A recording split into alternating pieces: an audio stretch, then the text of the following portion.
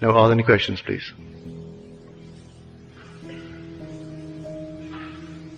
Yes, sir.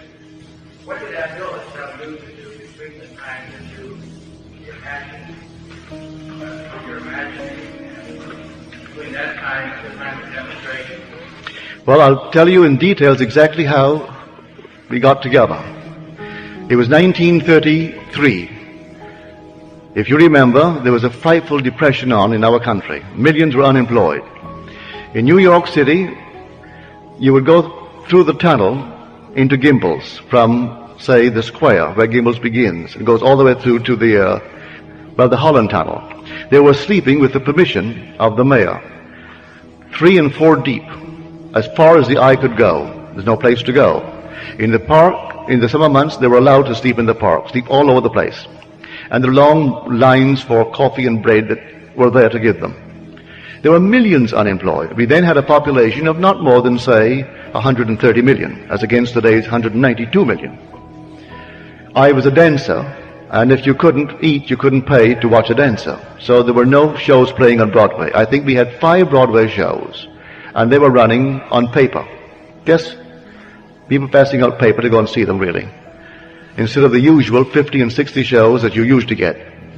Well, what I'm getting at, I didn't have a job, I had no money, and I was living in a basement on 75th Street, and he lived on 72nd Street, in a very lovely home that was owned by Morgenthau, whose son was then the treasury of our country, a cabinet member, but his father owned this house, but he didn't live there, and he rented the first floor to my friend Abdullah. I said to Abdullah in the month of October, late October, Ab, you know, I've been gone from Barbados for almost 12 years. Came here in 22. And it's almost 12 years. I've never had a desire to go back. But now I have a hungry desire, a haunting desire to go to Barbados. Not a thing stops me but the lack of money. I have no money. He said to me, you are in Barbados. I said, I'm in Barbados? He said, yes, you are now in Barbados. And so you see Barbados, and you see America from Barbados, and you can smell the tropical land of Barbados, see only the little homes of Barbados, and that's all you do. You just simply sleep this night in Barbados. Well, I thought him insane, really. I mean, at the moment, it seemed so stupid, because 72nd Street, we still had 50 and 60-story buildings. And little Barbados with a little 3-story building, almost the tallest that you'd find, and narrow little streets and no sidewalks. And I'm walking on a sidewalk wider than the wide street of Barbados on 72nd Street. Well, nevertheless, that night I slept in Barbados. I assumed that I'm in Barbados in my mother's home. And then I saw America relative to Barbados, and it wasn't under me that night. It was north of me, about 2,000 miles. Well, the next day, I didn't tell him anything. About a week later, when nothing happened, I thought I would approach him. This time we've moved into November.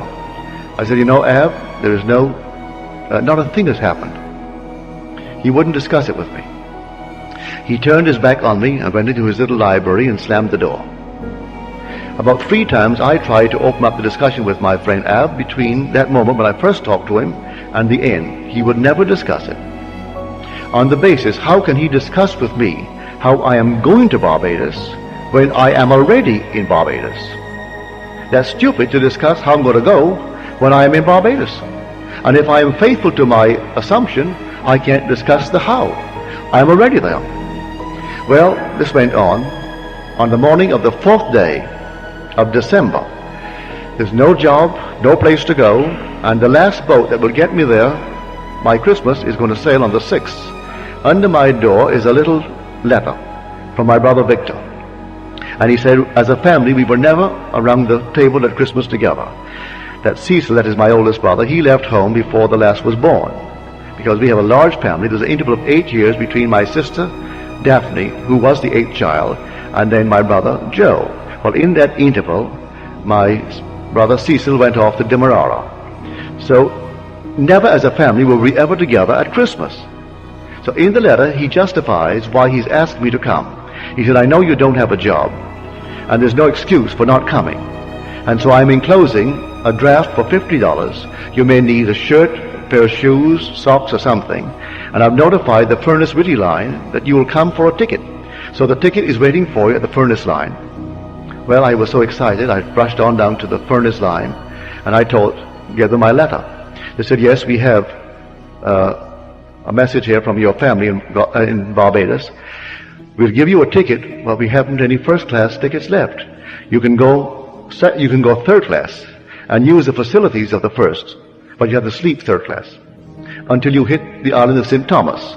When you hit St. Thomas, someone disembarks, then you may take a first-class bunk. I said, I'll take it. I rushed right up to Abdullah, and I said, Ab, I have my ticket for Barbados, but I have to go third class. I am all elated and happy about it. He said, who told you that you're going to Barbados? And who told you that you went to Barbados third class? You went to Barbados and you went first class. Would say no more.